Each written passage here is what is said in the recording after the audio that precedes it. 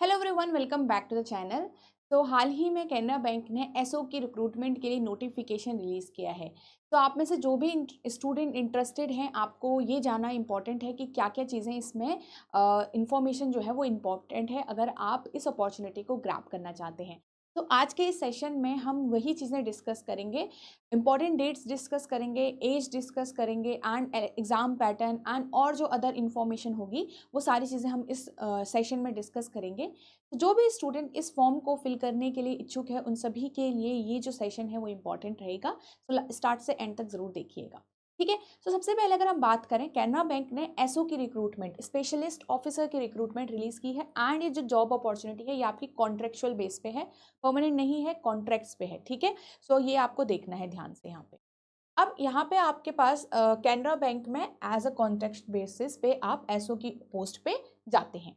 उसमें आपके पास different different post भी हैं, यहाँ पे अलग अलग पोस्ट के लिए सारी ये जो मतलब आपका रिक्रूटमेंट है वो निकाली गई है। डिफरेंट डिफरेंट पोस्ट हैं। और यहाँ पे जो आपका सबसे अच्छी बात है कि जो फॉर्म फिलिंग जो आपका फ़ी है वो ज़ीरो है। हर एक कैटेगरी एंड मेल फीमेल के लिए यहाँ पे जो फॉर्म फिलिंग का फ़ी है वो ज़ीरो है, ठीक है। तो आप फॉर्म फिल कर सकते हो कि आपको यहाँ पे हर कोई इसको अफोर्ड कर सकता है। अब अगर हम इम्पॉर्टेंट डेट्स की बात करें, तो आपका जो फॉर्म फिलिंग स्टार्ट हो रही है वो कब से स्टार्ट हो रही है? 6 जनवरी से स्टार्ट हो गई है एंड आपका 24 जनवरी तक इसका लास्ट डेट है। तो ये आपका इम्पॉर्टेंट डेट रहेगा। अगर आपको फॉर्म फिल करना है तो इस डेट का ध्यान रखिएगा एंड इसी बीच में आपको फॉर्म को फिल करना है, ओके। एंड ये फॉर्म आपका ऑनलाइन फिल होगा। फिर आपका इसमें एक ऑनलाइन टेस्ट है, मतलब आपका जो सिलेक्शन क्राइटेरिया है वो क्या है, एक ऑनलाइन टेस्ट है एंड उसके बाद आपका इंटरव्यू होगा एंड आफ्टर दैट जो बैंक है वो डिसाइड करेगा कि फाइनल लिस्ट में आपका नाम है कि नहीं है, जो भी आपकी परफॉर्मेंस रहेगी, ओके। सो ऑनलाइन टेस्ट आपका यहाँ पे क्वालिफाइंग नेचर का होगा, ठीक है। उसमें अभी जो आपका ऑनलाइन टेस्ट है उसका डेट अभी कंफर्म नहीं है, तो बाद में आपका ये डेट रिलीज हो जाएगा, आपको पता चल जाएगा, ठीक है, फॉर्म फिलिंग के बाद। यहाँ पे जैसे मैंने बताया कि आप हर एक जो पोस्ट है आपकी, आप एक ही पोस्ट के लिए यहाँ पे फिल कर सकते हैं, because there are multiple post in this role, ठीक है। तो आप एक ही पोस्ट के लिए यहाँ पे फॉर्म को फिल कर सकते हैं, ये चीज़ का ध्यान रखिएगा। तो जिस भी पोस्ट से आप कर रहे हैं उस पोस्ट का भी आपको एक्सपीरियंस और जो भी एलिजिबिलिटी क्राइटेरिया है वो भी मेंटेन करना है, उसका भी आपको नॉलेज होना चाहिए, ओके। सो सबसे पहले अगर हम यहाँ पे पोस्ट के नेम देखें तो ये सारी आपकी पोस्ट हैं, ठीक है। तो यहाँ पे सारे आपके पोस्ट हैं और हर एक पोस्ट के लिए जो मैक्सिमम एज लिमिट है दैट इज़ 35। जो आपकी एज लिमिट है कब तक के लिए, ये आपका जो 1 जनवरी 2020 सॉरी 1 दिसंबर 2024 था, तब तक आपके पास जो आपकी जो एज होनी चाहिए, the maximum limit will be 35। Relaxation भी गिवन है, यहाँ पे जो कैटेगरीज हैं डिफरेंट कैटेगरी, उनको रिलैक्सेशन भी गिवन है, उसे भी डिस्कस कर लेंगे। बट जो आपका नॉर्मल, अगर हम जनरल की बात करें, तो ये आपका मैक्सिमम एज लिमिट और ये आपकी पोस्ट के नेम है। हर एक जो आपकी कैटेगरीज हैं उनके लिए यहाँ पे वैकेंसीज गिवन हो रखी है। जैसे एप्लीकेशन डेवलपर है, ये एक पोस्ट है, इसमें आपका एससी के लिए 1 वैकेंसी है, एसटी के लिए 0, देन ओबीसी के लिए 1, ईडब्ल्यूएस के लिए 0 एंड यूआर मतलब जनरल के लिए आपका 5 वैकेंसी निकली हुई है। देन क्लाउड एडमिनिस्ट्रेटर आपकी एससी के लिए 0 और सिर्फ यहाँ पे यूआर के लिए है। क्लाउड सिक्योरिटी एनालिस्ट यहाँ पे भी सिर्फ यूआर के लिए ही वैकेंसी, डेटा एनालिस्ट सिर्फ यूआर के लिए है, डेटाबेस एडमिनिस्ट्रेटर 6 के लिए। तो ये जो सारी पोस्ट आपको नजर आ रही हैं, इनमें से सिर्फ आप एक के लिए फॉर्म फिल कर सकते हैं। तो ध्यान रखिएगा आपकी कैटेगरी के लिए कितनी वैकेंसी यहाँ पे है, ओके। चलिए, तो ये सारे आपके पोस्ट हैं as you can see here, ठीक है। और सारी ही पोस्ट के लिए जो मैक्सिमम एज अभी तक दिख रही है वो सारी 35 है। तो अगर आप इस एज कैटेगरी में लाइक करते हैं एंड जो भी आपके यहाँ पे कैटेगरी है, आपको अपनी वैकेंसी यहाँ पे देखना है, ठीक है। तो ज़्यादातर जो पोस्ट निकली हुई हैं वो जनरल कैटेगरी के लिए हैं। आप देख सकते हो ये सारी जो पोस्ट के नेम है वो ज़्यादातर जनरल कैटेगरी के लिए हैं। लास्ट वाला जो ये है हमारा, वो जनरल कैटेगरी वाला है, ओके। तो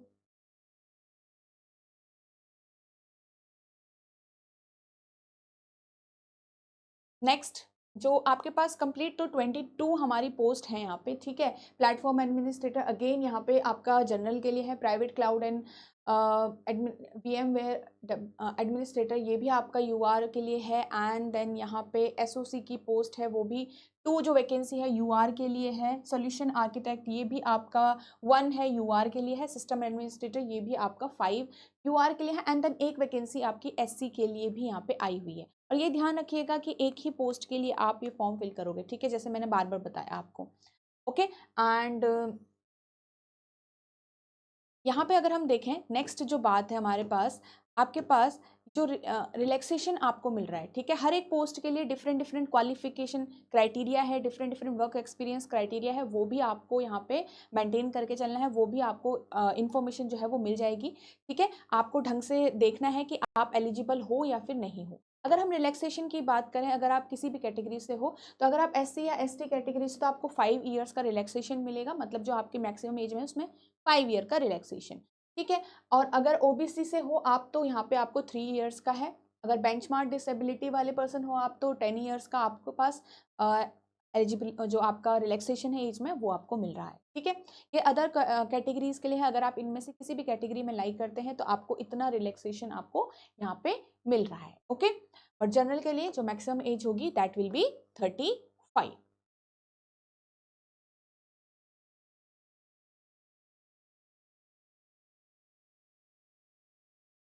एंड अगर हम यहाँ पे बात करें, ठीक है, तो आपके जो भी रोल्स एंड रिस्पॉन्सिबिलिटीज़ हैं वो भी अभी हम डिस्कस करेंगे। जैसे मैंने बताया, हर एक पोस्ट के लिए डिफरेंट डिफरेंट यहाँ पे क्वालिफाइंग है, क्वालिफिकेशन है एंड रिस्पॉन्सिबिलिटीज़ है, वो हर एक पोस्ट का यहाँ पे गिवन हो रखा है। ठीक है, अब जो सिलेक्शन प्रोसीजर है उसको एक बार यहाँ पे देख लेते हैं। तो जैसा आपके पास मैंने बताया, आपका जो सिलेक्शन होगा वो एक टेस्ट एंड देन उसके बाद इंटरव्यू आपका होगा। उस टेस्ट के अंदर आपके पास क्या क्या आएगा, professional knowledge in the area of specialization, जिस भी पोस्ट के लिए आप फिल कर रहे हो उसका एक प्रोफेशनल नॉलेज आपका एक पेपर ये वाला होगा टेस्ट, एंड एक लॉजिकल रीजनिंग ये वाला आपका टेस्ट होगा। इसमें आपके नंबर ऑफ क्वेश्चन, जो आपका प्रोफेशनल नॉलेज वाला पेपर है उसमें 75 क्वेश्चन होंगे, एंड लॉजिकल रीजनिंग में 25 question, 75 marks and 25 marks for both the paper. तो टोटल 100 मार्क्स का पेपर है आपका, और 100 क्वेश्चन 100 मार्क्स का पेपर है। एंड टाइम आपको कंप्लीट यहाँ पे 2 आवर्स का दे रहे हैं। ठीक है, तो कंप्लीट 2 आवर्स का टाइम आपको मिल रहा है। ठीक है, एंड ये आपके पास जो ऑनलाइन टेस्ट है, जो ये टेस्ट आपको मिल रहा है, ये आपका क्वालिफाइंग नेचर का है। तो इट मीन्स जो यहाँ पे सिर्फ आपको क्वालिफाई करना है, मतलब ध्यान रखिएगा एक मिनिमम कट ऑफ होगी, वो आपको यहाँ पे क्लियर करनी है। एंड देन आप जो इंटरव्यू है उसके लिए सिलेक्ट होते हो, एंड आफ्टर जो परफॉर्मेंस आपकी इंटरव्यू में रहेगी, एंड देन उस परफॉर्मेंस के बेस्ड पे आपका सिलेक्शन होता है। तो याद रखिएगा ये टेस्ट सिर्फ क्वालिफाइंग नेचर का है। ओके, यहाँ पे ये भी लिखा हुआ है, जो आपके पास ये आपका जो रेशो होगा सिलेक्शन का, ठीक है, suitable number of candidates in the ratio of 1:6 from the list of successful candidate in the online test in order of the merit will be short listed. तो ये आपका रेशो रहेगा फॉर द सिलेक्शन, ठीक है, online test के उसमें। Okay, चलो, जो आप इंटरव्यू में आओगे। नेक्स्ट हमने पैटर्न देख लिया, तो पैटर्न इंपॉर्टेंट था हमारे पास। ऑनलाइन टेस्ट में आपको ये 2 चीज़ें ध्यान रखनी है, जिस भी पोस्ट से आप फिल कर रहे हो तो उसका नॉलेज आपको होना चाहिए, है तो तभी आप इस फॉर्म को फिल करिए। ठीक है, एंड यहाँ पे आपके कोई मार्क्स मतलब ऐड नहीं होने वाले हैं, एंड साथ ही आपका नेगेटिव मार्किंग भी है। भले ही यहाँ पे आपके जो एग्ज़ाम है वो क्वालिफाइंग का है टेस्ट जो है, ठीक है, बट आपका यहाँ पे नेगेटिव मार्किंग गिवन हो रखी है। तो नेगेटिव मार्किंग का आपको ध्यान देना है, एंड 1/4 आपका नेगेटिव मार्किंग है विच इज़ 0.25। ओके, चलो, तो यहाँ पे ये चीज़ आपको ध्यान रखना है।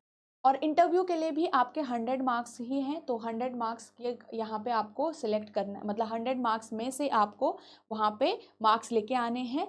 एंड जितने भी जो भी आपको जो मिनिमम मार्क्स बैंक डिसाइड करेगा वो क्लियर करना है, and then only you will see your name in the final. ठीक है, चलो, ये हमने डिस्कस कर लिया। अगर इसमें आप नेक्स्ट इंपॉर्टेंट जो चीज़ है,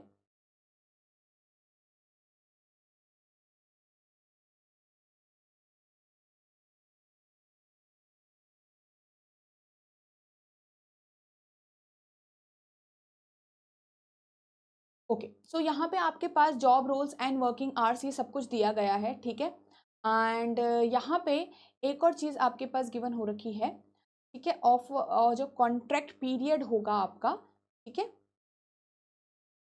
ठीक है। जो कॉन्ट्रैक्ट पीरियड होगा वो आपका इनिशियली कितना होगा, इनिशियली आपका 2 ईयर्स का होगा। देन आपकी परफॉर्मेंस के बेस्ड पे उस जो कॉन्ट्रैक्ट होगा उसको 1 मोर ईयर एक्सटेंड किया जा सकता है।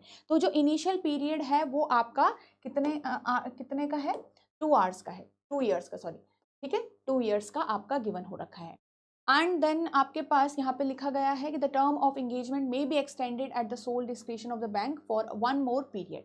जो टोटल आपके पास यहाँ पे ये भी लिखा गया है कि आपके पास जो total period of the contract है वो मैक्सिमम कितना हो सकता है, मतलब मैक्स टू मैक्स कितना हो सकता है, 5 साल का।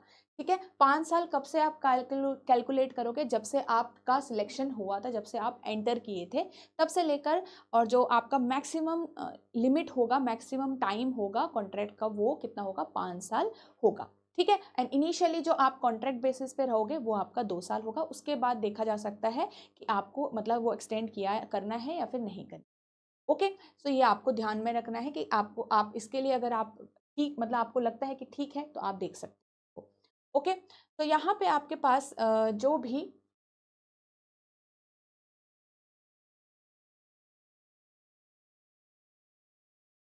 नेक्स्ट अगर हम बात करें, जो आपका सैलरी स्ट्रक्चर है, सैलरी स्ट्रक्चर क्या होगा, as you can see here, जो आपका सैलरी है वो नेगोशिएबल, मतलब आपका देखा जा सकता है इस लिमिट के बीच में, based on your qualification and experience, work experience के बेस पे 18 to 20 लाख का आपका जो पैकेज है CTC, annual CTC, it will be between 18 lakhs to 27 lakh. Okay, तो ये आपका एनुअल सैलरी है, इस इतना आपका पैकेज रहेगा।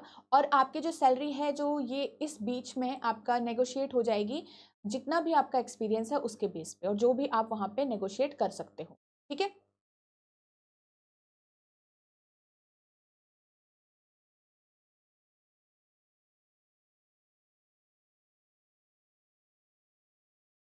यहाँ पे आपको वर्किंग आवर्स का भी गिवन हो रखा है, तो आप इसको रीड कर सकते हो।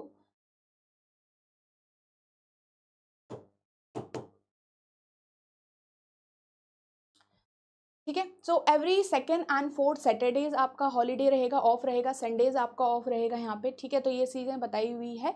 और आपके पास जो लीव्स हैं उसमें आपके पास हर साल आपको 12 कैजुअल लीव मिलेगी, तो यहाँ पे आपको लीव्स का भी डिटेल गिवन किया गया है। ठीक है, तो ये यहाँ पे आप इसको बाद में रीड कर सकते हो। एंड आपके पास यहाँ पे जो कॉन्ट्रैक्ट का टर्मिनेशन होगा, तो bank can terminate the employ. ठीक है, जो आपका 3 मंथ्स का नोटिस दे दिया जाएगा आपको, 3 मंथ्स के नोटिस पे आपको मतलब एंड किया जा सकता है आपका कॉन्ट्रैक्ट, या फिर आपको 3 मंथ्स का सैलरी गिवन किया जाएगा। और अगर आप अपनी तरफ से इसको एंड करते हो तो आपको वो 3 मंथ्स का सैलरी देना पड़ेगा, और या फिर आपको 3 मंथ्स का नोटिस पीरियड वहाँ पे सर्व करना पड़ेगा। ओके, तो ये चीज़ आपको ध्यान में रखनी है कि अगर आप एंड कर रहे हो तो आपको ये ध्यान में। ओके, देन आपका अगेन जैसे बात हमने की, तो जो फ़ी का अमाउंट है हर एक कैटेगरी के लिए वो आपका ज़ीरो है। तो आप इसमें आपका ज़्यादा अमाउंट कोई जाएगा नहीं।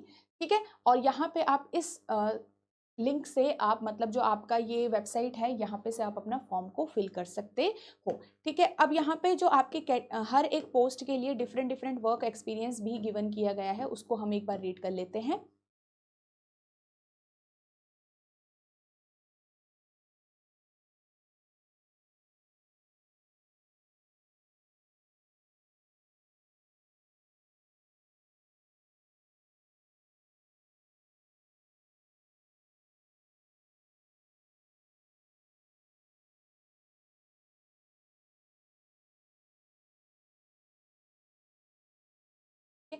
तो जो आपका यहाँ पे डिफरेंट पोस्ट हैं उनके यहाँ पे डिफरेंट डिफरेंट आपके पास एजुकेशन क्वालिफिकेशन भी है।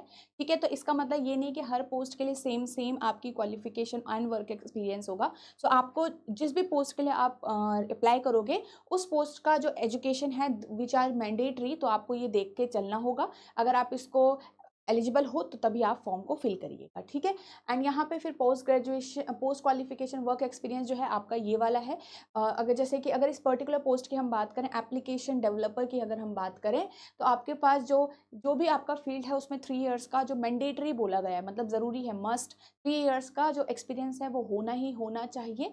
ठीक है, एंड डिज़ायरेबल इट विल भी, मतलब जो 5 साल का, अगर 5 साल के आसपास का जिसको भी एक्सपीरियंस होगा, उससे ज़्यादा एक्सपीरियंस होगा, उसको प्रेफरेंस मिलेगी। ठीक है, चलिए, देन यहाँ पे आपके पास जॉब प्रोफाइल, आपका जो रोल होगा वो भी आपको यहाँ पे गिवन किया गया है इस पर्टिकुलर पोस्ट के लिए। ओके, सो ये आपको देखना है। एंड देन नेक्स्ट पोस्ट के लिए भी, हर एक पोस्ट के लिए यहाँ पे आपको डिफरेंट डिफरेंट आपका एजुकेशन क्वालिफिकेशन है एंड आपका वर्क एक्सपीरियंस आपको गिवन किया गया। तो अराउंड आपके पास जो मैंडेटरी है it should be 3 years in your field, and अगर डिज़ायरेबल है मतलब प्रेफरेंस मिलेगी तो 5 या 5 साल से ज़्यादा जिनको भी एक्सपीरियंस होगा उनको प्रेफरेंस मिलेगी इसके अंदर। ठीक है, तो ये आपको ध्यान में रखना है। तो ये सारी ही पोस्ट आपके पास हैं, आप इसको रीड कर सकते हो। इस नोटिफिकेशन का लिंक जो है आपको आपको यहाँ पे वीडियो के नीचे डिस्क्रिप्शन बॉक्स में मिल जाएगा, एंड साथ ही में फॉर्म फिलिंग का जो लिंक है वो भी आपको डिस्क्रिप्शन बॉक्स में मिल जाएगा। तो आई होप जो भी इंपॉर्टेंट चीज़ें थी आपने देख ली हैं। ठीक है, अब जो भी आपकी एजुकेशन क्वालिफिकेशन आप यहाँ से इस पर्टिकुलर पार्ट से आपको लास्ट में मिलेगा, स्क्रॉल डाउन करोगे आप नोटिफिकेशन को तो लास्ट में आपको ये जो क्वालिफिकेशन वाला है और जो आपका यहाँ पे वर्क एक्सपीरियंस वाला है वो आपको ढंग से रीड करके जाना है। अगर आप उसमें एलिजिबल हो तभी आप उसको सेटिस्फाई कर रहे हो तभी आप उसको फॉर्म को फिल करिए उस पर्टिकुलर पोस्ट के लिए। एंड साथ ही में वैकेंसी ज़रूर देख के जाइएगा आपकी कैटेगरी के लिए कितनी वैकेंसी है उस पर्टिकुलर पोस्ट की। ठीक है, सो आई होप आपको ये सेशन हेल्पफुल लगा होगा। जो भी स्टूडेंट इन फॉर्म को फिल करेंगे तो ध्यान से फिल करना, मतलब सोच समझ के करना आप लोग, और आपको ये भी पता होना चाहिए कि कॉन्ट्रैक्ट बेसिस पे है। ठीक है, हमने ड्यूरेशन भी डिस्कस की थी कि जो इनिशियल होगा वो 2 years का होगा, उसके बाद देखा जा सकता है कि एक्सटेंड किए करेंगे या फिर नहीं, और मैक्सिमम जो पीरियड ऑफ कॉन्ट्रैक्ट होगा that can be 5 years। Okay, तो ये चीज़ का आपको ध्यान में रखना। तो have a nice day everyone and thank you so much for watching.